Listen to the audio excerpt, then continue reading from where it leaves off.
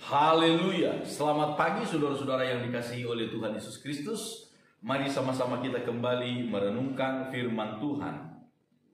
Kita lihat dalam kitab Mazmur pasal 73 ayat 1. Mazmur Asaf. Sesungguhnya Allah itu baik bagi mereka yang tulus hatinya, bagi mereka yang bersih hatinya. Saudara-saudara, 3 hari berturut-turut kita merenungkan makna dari kata tulus hati di dalam Alkitab. Yang pertama, tulus hati itu berarti adalah orang yang bersungguh-sungguh hati terhadap Tuhan. Yang kedua adalah orang yang tulus hati berarti orang yang memiliki integritas yang baik di hadapan Tuhan. Yang ketiga adalah orang yang tulus hati berarti mereka memiliki kredibilitas di hadapan Tuhan, dapat dipercaya dan dapat diandalkan oleh Tuhan. Saudara, kalau saudara kita membandingkan dengan Alkitab terjemahan yang lain, saudara-saudara, maka kita akan menemukan kata tulus hati di sini itu langsung diganti dengan kata Israel. Jadi kalau kita terjemahkan secara langsung ke bahasa Indonesia berkata, sesungguhnya Allah itu baik bagi Israel, orang yang tulus hati. Sesungguhnya Allah itu baik bagi Israel, bagi mereka yang bersih hatinya. Jadi seorang Israel itu langsung disebut sebagai orang yang tulus hati. Saudara-saudara, kalau kita melihat kepada firman Tuhan, bagaimana Israel itu?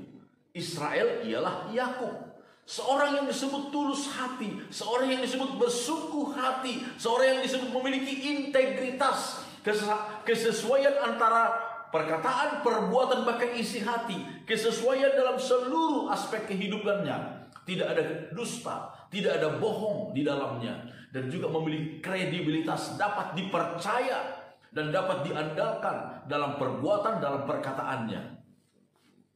Satu kisah kita melihat di dalam kitab Kejadian, saudara-saudara, tentang Israel, Yakub. Ketika putri sematawayang Yakub, yaitu Dina, dilecehkan oleh Sikem, anak Hemor. Lalu 2 orang anak Yakub, yaitu Simeon dan Lewi, merancangkan satu rancangan yang jahat, kejam terhadap seluruh anggota keluarga, bahkan suku dari Hemor, yaitu Sikem. Mereka membunuh semua anggota keluarga dari Hemor dan Sikem, anaknya. Mereka membunuh karena mereka telah melecehkan adik mereka Dina. Tetapi hal itu tidak sepengetahuan daripada Yakub. Simeon dan Lewi melakukan tipu daya untuk membunuh semua keluarga daripada Hemor dan Sikem itu. Lalu apa yang dikatakan oleh Yakub? Dalam kitab Kejadian pasal 34 ayat 30 dikatakan begini. Yakub berkata kepada Simeon dan Lewi, kamu telah mencelakakan aku dengan membusukkan namaku kepada penduduk negeri ini, kepada orang Kanaan dan orang Feris, padahal kita ini hanya sedikit jumlahnya. Apabila mereka bersekutu melawan kita, tentulah mereka akan memukul kita kalah dan kita akan dipunahkan, aku beserta seisi rumahku. Saudara-saudara, Yakub di sini dengan begitu gamblang terus terang dia mencela, dia sangat marah kepada kedua anaknya karena bersikap tidak baik, bersikap menipu, bersikap curang kepada Sikem dan ayahnya Hemor dan seluruh anggota keluarga mereka. Dia berkata, kamu telah membusukkan namaku, kamu telah mencelakakan aku.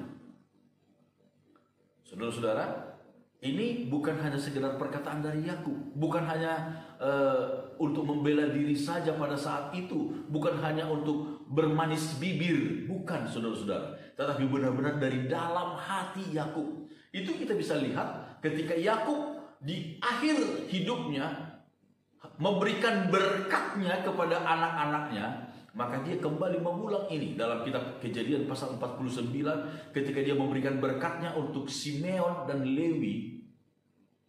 Dia kembali mengulang apa yang telah dilakukan oleh Simeon dan Lewi sebagai sesuatu yang tidak disetujui oleh Yakub. Jadi sekali lagi ini bukan hanya sekedar pemanis bibir untuk meredam amarah orang-orang lain dilakukan oleh Yakub, tidak, tetapi sesuatu yang benar-benar keluar dari dalam hatinya.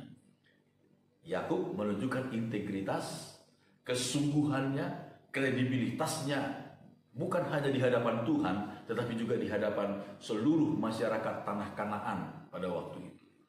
Saudara-saudara, seorang Israel, kita adalah Israel secara rohani, harus benar-benar menjadi orang yang tulus hati. Ketika Yesus bertemu dengan salah seorang murid pertama kali, yaitu Nathanael.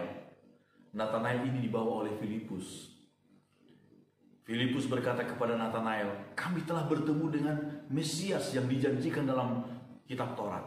Nathanael berkata, "Adakah sesuatu yang baik muncul dari Nazaret?"